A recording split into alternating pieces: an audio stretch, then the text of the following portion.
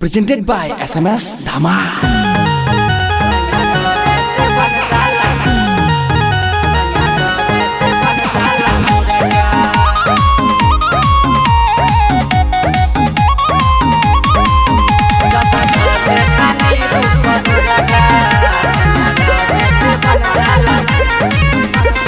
चलता बे ससुरा में हमरे हो चलती कहेला बतार हमर तुही हो बसंती ए सखी हमर तुही हो बसंती। चलता बे ससुरा में हमरे हो चलती कहेला बतार हमर तुही हो बसंती।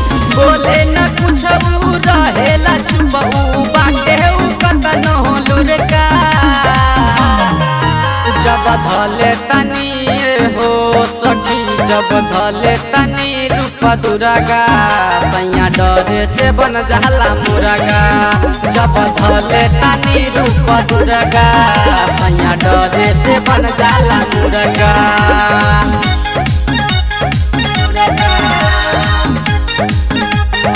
जब धले तनी रूप दुर्गा सैया डरे से बन जाला मुर्गा।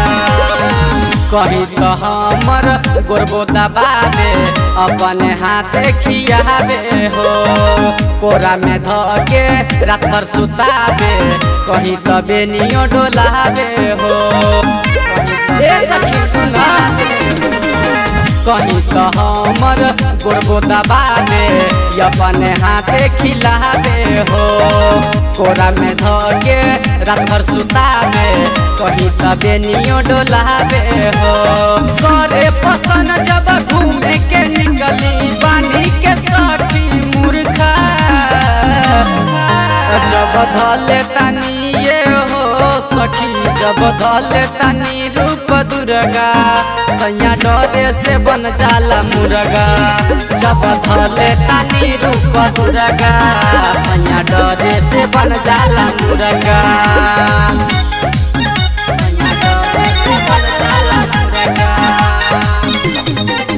जब धले तनी रूप दुर्गा सैया डरे से बन जाला मुर्गा।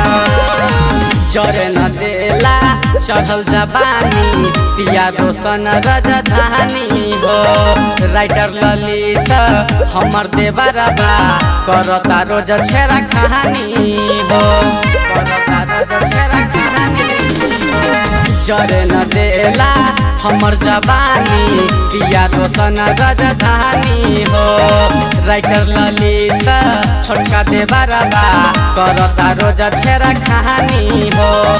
अगल बगल के जरेला लोगबा करेला हमरे सुरता जब धले तनी ये हो सखी जब धले तनी रूप दुर्गा सैया डरे से बन जाला मुर्गा। जब धले तनी रूप दुर्गा सैया डरे से बन जाला मुर्गा। Presented by SMS Dhama.